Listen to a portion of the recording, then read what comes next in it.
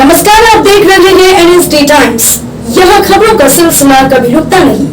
मैं अंजलि हाजिर हूँ आपके सामने इस खबर के साथ। दिव्य ज्योति जागृति संस्थान करा रहा रामचरितमानस का पाठ। जी हां, आपको बता दें, छोटी पहाड़ी के दुर्गा मंदिर प्रांगण में दिव्य ज्योति जागृति संस्थान के तत्वाधान में श्री रामचरितमानस एवं गीता विवेचना के दूसरे दिन संस्थान के संस्थापक व संचालक सर्वश्री आशुतोष महाराज जी के शिष्या साध्वी सुश्री अमृता भारती ने कहा कि हरि अनंत हरि कथा अनंता, गाँव ही सुन ही बहु विधि सब संता।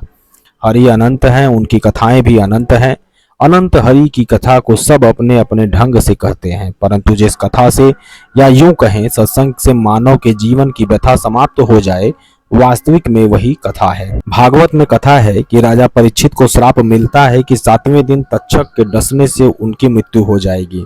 कथा कहती है कि राजा परीक्षित को जब सुखदेव मुनि ने कथा सुनाई तो जीवन की व्यथा समाप्त हो गई।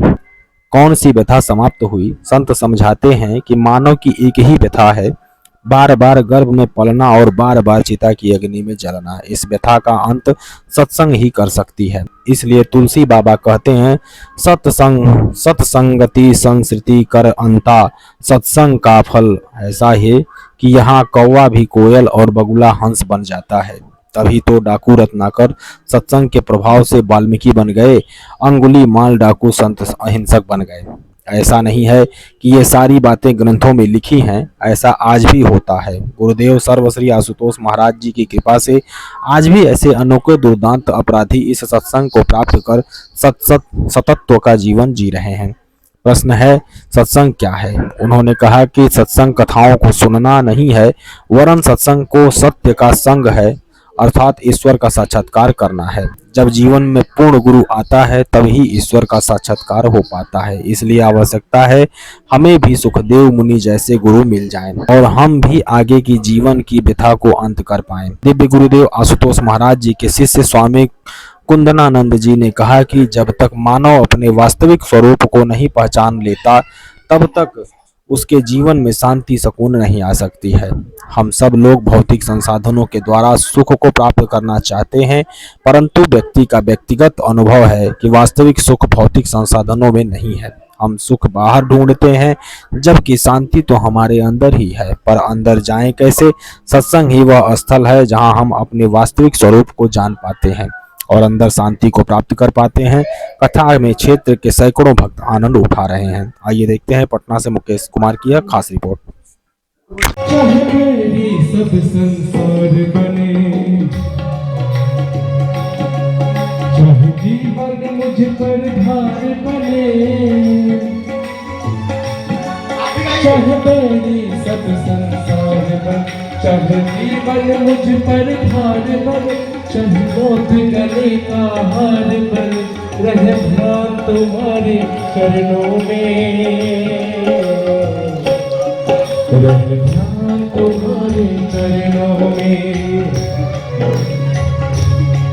मिलता है सच्चा सुख केवल भगवान तुम्हारे चरणों में, भगवान तुम्हारे चरणों में।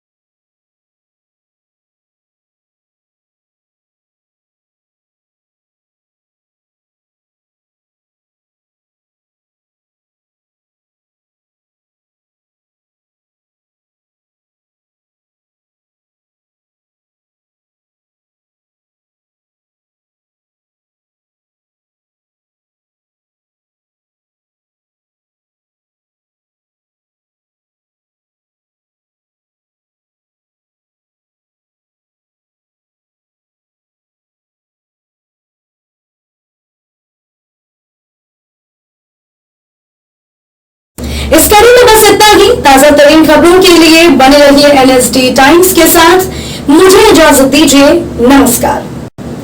अगर आप ये वीडियो फेसबुक पर देख रहे हैं तो हमारे पेज को फॉलो करें, और अगर आप ये वीडियो YouTube पर देख रहे हैं तो हमारे चैनल को सब्सक्राइब करें और आगे आने वाली वीडियोस को देखने के लिए नोटिफिकेशन के आइकन को प्रेस करें।